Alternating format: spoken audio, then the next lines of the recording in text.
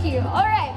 Next up, we do have Alamanga Corner. They offer delicacies that bring together the sweet tropical taste of Indian mangoes and the mouth-watering taste of shrimp paste. Now we have our representatives from Alamanga Corner. Let's introduce ourselves. Hello.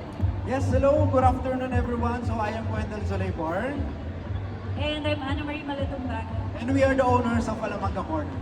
Okay, so can you tell us a bit more about yung mga products nyo? Ano ba talaga yung binibenta nyo at this point? Kasi ako din mahilig ako sa mangga. Ano parang mangga na may binagong na to?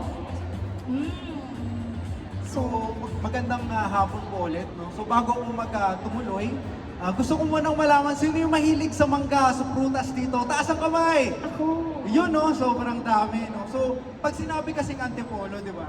Alam natin, unang pumapasok sa isip natin is Antipolo Cathedral, Hinulugang Taktak, di ba? Tapos nature tripping, yung mga Cloud9, then of course, itong Robinson's Antipolo.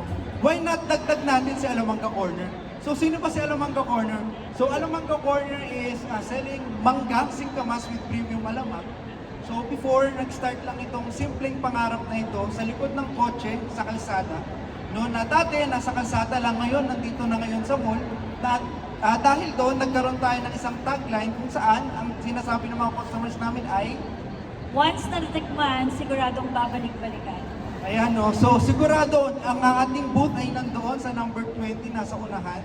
Dahil sigurado kung once na natikman nyo ay hindi na kayo aalis. Kaya kung gusto nyo ng matamis, ng maasim, or maniba, na medyo may konting kilig, no, ito na yung Alamanga Corner ang sasagot sa inyo.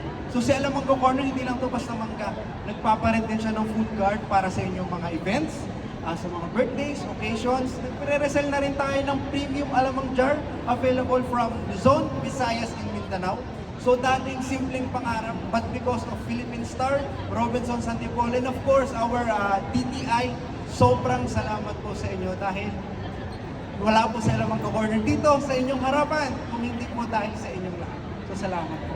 Maraming salamat. Alamanga Corner, everybody. Matanong ko lang, paano nagsimula yung Alamanga? Dahil ba alimango, alamang? Yes, thank you for that question. So, para sa kalaman po ng lahat, no, si Alamanga Corner ay isang malaking problema ni Wendell. Problema ni Wendell kay Ana. So, bakit? Kasi po, bilang isang lalaki at bilang isang babae, ang babae po, di ba, laging nag-crave, laging, minsan, madalas pa, madaling araw, no, this oras ng gabi, kung kailan matutulog na. So, malaking problema ni Wendell dahil ang hirap umanap ng mangga, especially pag hindi summer. Tapos, pag naghanap ako, pumunta ako sa labasan, babiyahe ko ng madaling araw, pagdating sa kanya, ano ba naman to? Ang mahal, kasi hindi masarap. So, yun po yung naging problema. That's why, ang sabi nga nila, kung meron kang problema, dapat may solusyon ka at yun ang gawin mo negosyo. Kaya doon nagsimula sa Alamanga Corner. So from alamang, na pinari sa mangga, o yun po, alamangga.